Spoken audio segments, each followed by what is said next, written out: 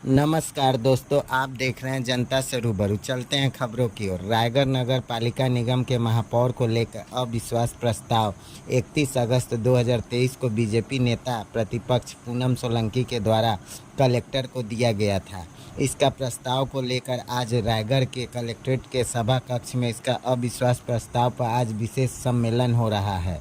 इस प्रक्रिया में कांग्रेस महापौर के अलावा सभी पार्षद अब तक उपस्थित नहीं हुए। जानकारी के अनुसार कांग्रेस के सभी पार्षद जिले से बाहर है। रायगढ़ निगम क्षेत्र में कुल 48 वार्ड है, जिसमें कांग्रेस के 26 पार्षद, बीजेपी के 21, वहीं एक बीजेपी पार्षद की पूर्व में मौत हो जाने के कारण 47 पार्षद है, जिससे यह अविश्वास प्रस्ताव गिर जाएगा। वहीं भाजपा के 21 पार्षद में से मात्र 18 पार्षद ही कलेक्ट्रेट पहुंचे थे।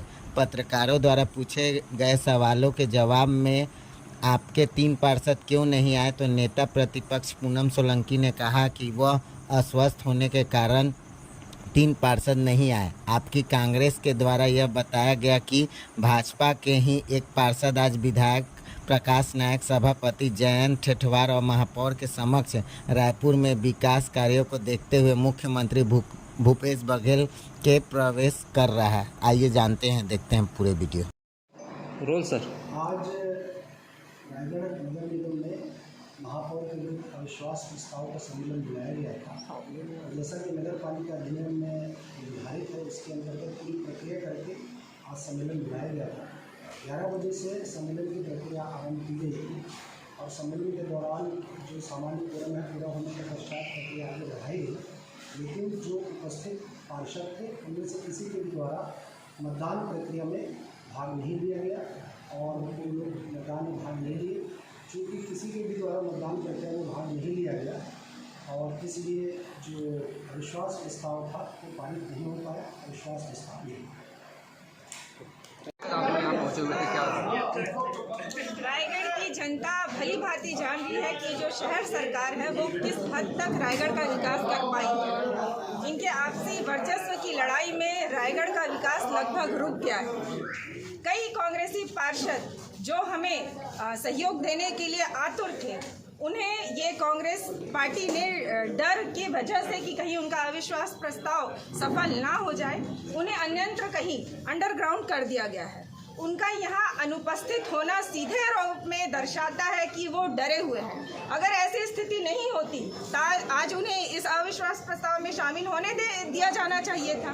आज उनकी अनुपस्थित होना निश्चित रूप से भारतीय जनता पार्टी के पार्षदों के द्वारा जो अविश्वास प्रस्ताव लाया गया है उसकी सफलता को दर्शाता है। सिर्फ नारेबाजी लगाकर आप इस बात को नहीं झुठला सकते कि रायगढ़ का विकास रुक चुका है और अविश्वास प्रस्ताव लाना हमारी जिम्मेदारी बन रही थी, वही हमने निभाया है। मुझे तो गर्व है कि आज मेरे सभी भारतीय जनता पार्टी के पार्षद आज यहाँ उपस्थित हुए हैं और निश्चित रूप से इसे हम एक सफल अविश्वास प्रस्ताव ही मानेंगे, क्योंकि अगर वो यहाँ उपस्थित होते, उसके बाद अगर वोटिंग होती, उसके बाद अगर ये परिणाम होते तो बात अलग होती। लेकिन उनका यहाँ अनुपस्थित होना उनकी विफलता को, उनकी शहर की नाकामी को सीधे रूप में दर्शाता है। तो इसे मैं एक तरह से अविश्वास प्रस्ताव के सफल होने को ही मानती हूँ। आवाज उठाती रहेगी।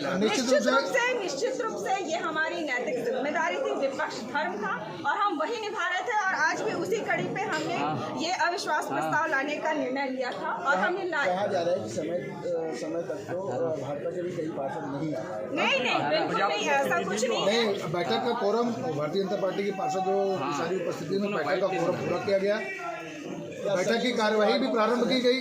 चूँकि एक या 2 पार्षद ऐसे हैं जो अस्वस्थ हैं, तो निश्चित रूप से अस्वस्थ हैं तो उसके लिए आप किसी और प्रकार का कारण या रीज़न ना निकालें। हमारे साथ उनका मौन समर्थन निश्चित रूप से है। आज उन्हीं की उपस्थिति को हम यहाँ पूरा करने के लिए लगभग 18 पार्षद यहाँ उपस्थित हैं। और उसके साथ में हम लोगों ने ये बताएंगे, भारतीय जनता पार्टी के द्वारा अविश्वास प्रस्ताव लाया गया था, वो पूरी तरह से गिर गया।